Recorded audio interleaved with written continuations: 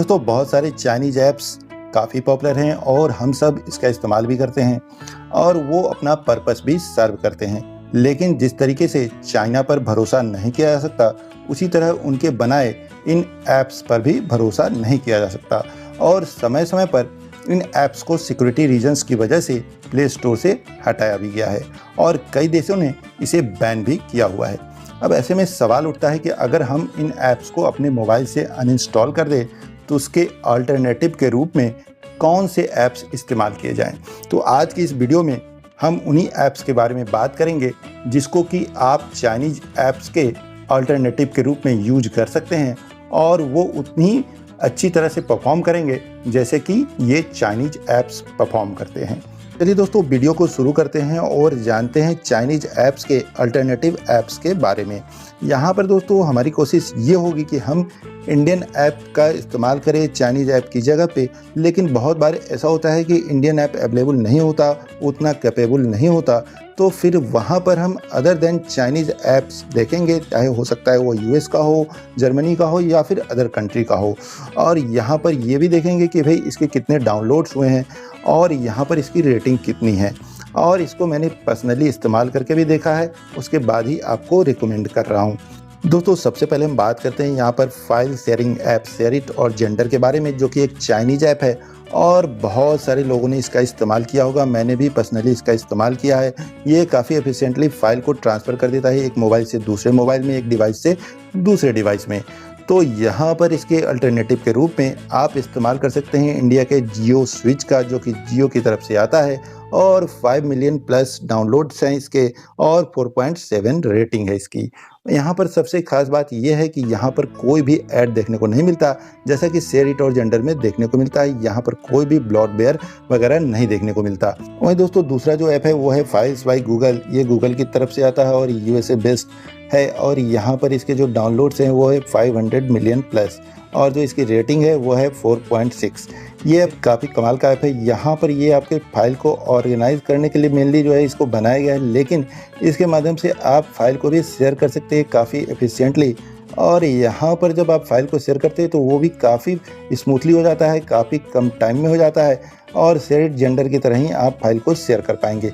वहीं दोस्तों एक ऐप है MX प्लेयर। वैसे तो ये वीडियो प्लेयर है, लेकिन इसका इस्तेमाल आप फाइल शेयर के लिए भी कर सकते हैं। पहले ये फैसिलिटी इसमें नहीं थी, लेकिन ये फैसिलिटी रिसेंटली आया है। आप ऐप को अपडेट कर लेंगे तो ये फैसिलिटी आपको दिख जाएगा और इसके माध्यम से भी आप फाइल शेयर कर सकते हैं। MX प्लेयर जो था वो साउथ कोरिया का ऐप था, लेकिन इसे टाइम्स इंटरनेट ग्रुप ने परचेज कर लिया और अब ये एक इंडियन ऐप है। वहीं दोस्तों एक और ऐप है शेयर ऑल।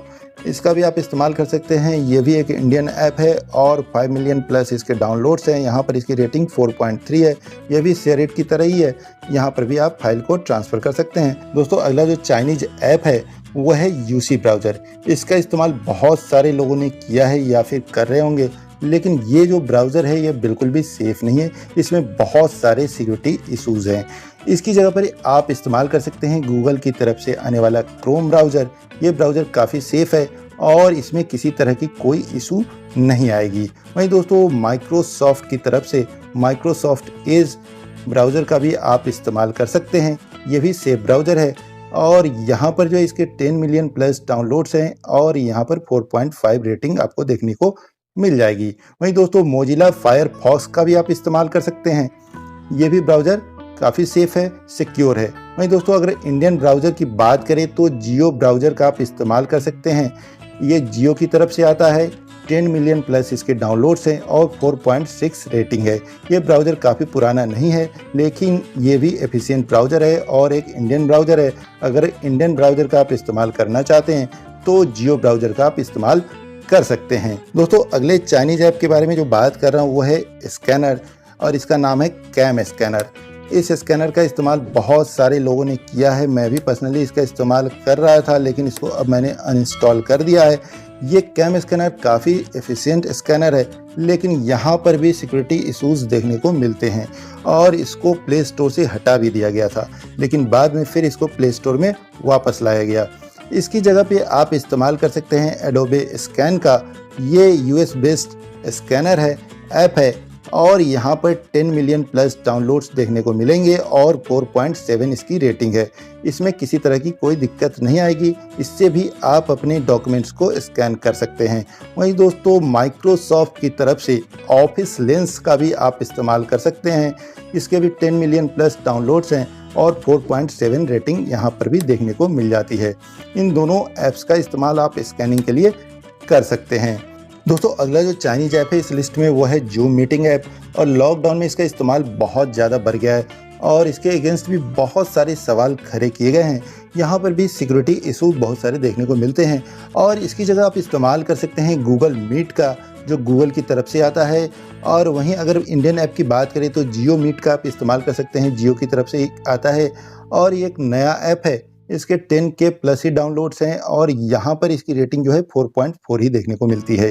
वहीं दोस्तों अगर अगले इंडियन ऐप की बात करें तो से नमस्ते ऐप है, जो कि वीडियो कॉन्फ्रेंसिंग ऐप है। इसका भी आप इस्तेमाल कर सकते हैं। 100K प्लस इसका डाउनलोड है, 4.5 इसकी रेटिंग है। वहीं दोस्तों अगले ऐप की बात करें तो आप कॉन्फ्रेंसिंग ऐप के लिए, मीटिंग ऐप के लिए सिस्को वेबएक्स का इस्तेमाल कर सकते हैं। ये US बेस्ड ऐप है। 10 मिलियन प्लस इसके डाउनलोड्स हैं और 4.3 इसकी रेटिंग है। इसका भी आप इस्तेमाल कर सकते हैं। दोस्तों अगले चाइनीज ऐप की बात करें तो आता है WPS ऑफिस।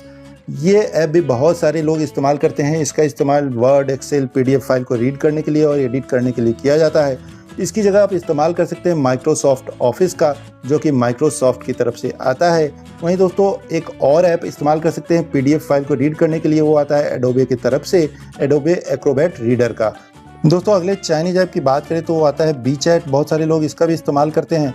इसकी जगह आप इंडियन ऐप हाइक का इस्तेमाल कर सकते हैं। वहीं व्हाट्सएप का भी इस्तेमाल कर सकते हैं। बहुत ही कम लोग होंगे जो कि व्हाट्सएप का इस्तेमाल नहीं करते होंगे। हाइक जो एक इंडियन ऐप है, यहाँ पर इसकी रेटिंग 4.6 है और 10 मिलियन प्लस डाउनलोड्स इसके हो चुके हैं। वहीं दोस्तों बहुत सारे ऐसे लोग हैं जो कि ऐप को लॉक करने के लिए ऐप लॉक का इस्तेमाल करते हैं। ये चाइनीज ऐप है और सबसे ज़्यादा पॉपुलर लॉकिंग ऐप है। दोस्तों इस ऐप की जगह पे आप इस्तेमाल कर सकते हैं नॉर्टन का ऐप लॉक। ये US बेस्ड ऐप है। 1 मिलियन प्लस इसके डाउनलोड हैं और 4.5 इसकी रेटिंग है। दोस्तों अगले चाइनीज ऐप की बात करें तो यहाँ पर आता है डिओ क्लीनर, क्लीन मास्टर। इस तरीके से बहुत सारे क्लीनिंग ऐप है जिसकी कोई ज़रूरत वैसे है नहीं। फिर भी अगर आप चाहते हैं कि कोई इस तरीके का ऐप आपको रखना ही है तो फिर फाइल्स बाय गूगल का इस्तेमाल कीजिए, जो कि फाइल ऑर्गेनाइजिंग ऐप है। यहाँ पर भी आपको जंक फाइल वगैरह को हटाने का बहुत सारा ऑप्शन मिल जाता है। ये काफ़ी बढ़िया ऐप है और गूगल की तरफ से आता है। दोस्तों अगला जो चाइनीज ऐप है वो है ब्यूटी प्लस। इसका भी बहुत सारे लोग इस्तेमाल करते हैं। इसकी जगह पे आप इस्तेमाल कर सकते हैं कैंडी कैमरा का, जो 4.4 रेटिंग के साथ में आता है। 100 मिलियन प्लस इसके डाउनलोड्स हैं। इसका आप इस्तेमाल कर सकते हैं। वही पिक्स आर्ट का भी इस्तेमाल कर सकते हैं, जिसमें कि आप फोटो को एडिट कर सकते हैं। इसका भी आप इस्तेमाल कर सकते हैं। वही दोस्तों इंडियन सेल्फी कैमरा का भी इस्तेमाल कर सकते हैं, जो 4.8 रेटिंग के साथ में आता है। 100K प्लस इसका डाउनलोड है। तो आप इसका इस्तेमाल कर सकते हैं ब्यूटी प्लस की जगह। दोस्तों लिस्ट में अगले ऐप्स की बात करें तो आता है टिकटॉक, लाइकी, बिगो लाइव, जो कि काफ़ी पॉपुलर ऐप है। शॉर्ट वीडियो ऐप है। यहाँ पे छोटे छोटे वीडियो आप देखते हैं। इसकी जगह पे आप इस्तेमाल कर सकते हैं डब स्मैश का, जो कि 4.3 रेटिंग के साथ में आता है। एक जर्मन ऐप है। वहीं दोस्तों इंडियन ऐप की बात करें तो इसी तरीके का एक ऐप आता है रोपोसो, जो कि 4.7 रेटिंग के साथ में आता है। एक इंडियन ऐप है। वहीं दोस्तों यूट्यूब का भी आप इस्तेमाल कर सकते हैं। तो दोस्तों आप टिकटॉक और लाइकी, बिगो लाइव जैसे ऐप का इस्तेमाल ना करें तो ज़्यादा बेहतर है, क्योंकि इससे काफ़ी इकोनॉमिकल फ़ायदा होता है चाइना को, और इसका इस्तेमाल नहीं करेंगे तो उसको काफ़ी नुकसान होगा। दोस्तों अगले चाइनीज ऐप की बात करूँ तो यहाँ पर आता है अली एक्सप्रेस और क्लब फैक्ट्री, जो कि ऑनलाइन शॉपिंग ऐप है। बहुत सारे लोग इसका इस्तेमाल करते हैं, लेकिन ये एक चाइनीज ऐप है। और इसकी जगह पर आप इस्तेमाल कर सकते हैं एजियो का, जो कि 4.1 रेटिंग के साथ आता है। 10 मिलियन प्लस इसके डाउनलोड्स हैं। वहीं दोस्तों रिलायंस डिजिटल का भी आप इस्तेमाल कर सकते हैं। दोस्तों अगर बात करते हैं फ्लिपकार्ट की, तो ऐसे तो ये एक इंडियन ऐप था, लेकिन 2018 में वालमार्ट ने इसे परचेज कर लिया और 77% हिस्सेदारी वालमार्ट के पास चली गई, जो कि US बेस्ड रिटेल कंपनी है। तो यानी अब ये जो ऐप है वो इंडो US ऐप है। इसकी रेटिंग 4.5 है। 100 मिलियन प्लस इसके डाउनलोड्स हैं। वहीं दोस्तों अमेजन का भी आप इस्तेमाल करते होंगे। अमेजन जो है US बेस्ड कंपनी है और इंडिया में ये ऑनलाइन शॉपिंग में काफ़ी ज़्यादा इसका इस्तेमाल किया जाता है। 4.3 रेटिंग के साथ आपको ये ऐप प्ले स्टोर में अवेलेबल है और यहाँ पर इसका भी जो डाउनलोड है वो है 100 मिलियन प्लस। दोस्तों बहुत सारे लोग यू डिक्शनरी ऐप का इस्तेमाल करते हैं, जो कि हांगकांग बेस्ड ऐप है और इस ऐप का काम है मल्टीपल लैंग्वेज ट्रांसलेशन का।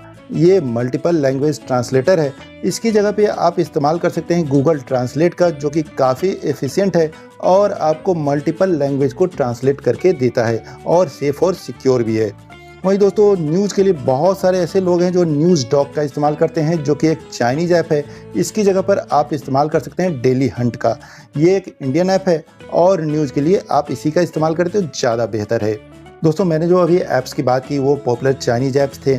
इसके अलावा भी बहुत सारे चाइनीज़ ऐप है जिसका कि इस्तेमाल आप लोग करते हैं।